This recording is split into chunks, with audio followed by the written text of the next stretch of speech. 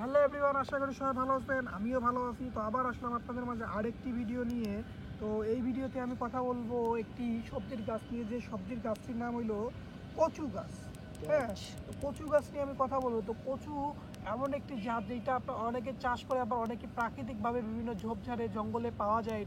এটা খাবার উপযোগী। তো এইটা যে ঝোপঝাড়ে আপনি যে বলতেছেন যে অনেকে চাষ করে, যেসব ঝোপঝাড়ে পাওয়া যায় সেটা হয়তো খাবার উপযোগী না, কিন্তু না, যেটা ঝোপঝাড়ে পাওয়া যায় সেটাও কিন্তু খাওয়ার উপযোগী, ভালো পরিমাণ খাওয়ার উপযোগী। হ্যাঁ, তো অবশ্যই তো আপনাদের কী রকম লাগে কচু, এবং আপনারা কি বেশি ভালো খান, কচু না কচুর লতা বলা যায় বা যেটা ডেরা বলা যায়, কোনটা বেশি ভালো খান সেটা অবশ্যই কমেন্ট করে জানাবেন, এবং আপনাদের বা কী রকম লাগে কচু এটা অবশ্যই জানাবেন। তো আমি কচু সম্বন্ধে কিছু কথা বলতেছি।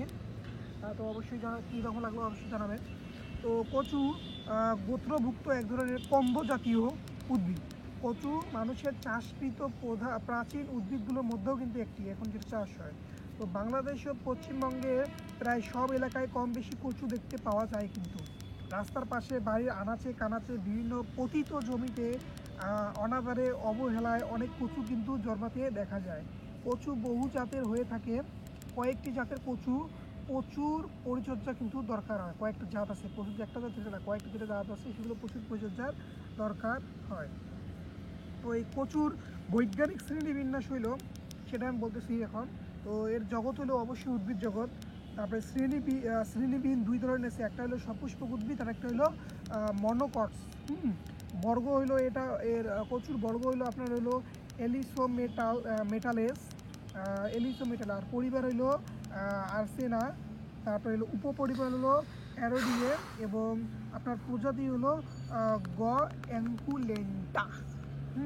এটা হলো কচুর বৈজ্ঞানিক শ্রেণীবিন্যাস। এবং এই কচুর দ্বিপদ নাম হইলো আপনার হইলো কোলোকেসিয়া এসকুলেন্টা। কোলোকেসিয়া এসকুলেন্টা এর হইলো দ্বিপদ নাম। তো অবশ্যই আপনারা আর কি যে কচু কীরকম লাগে অবশ্যই জানাবেন।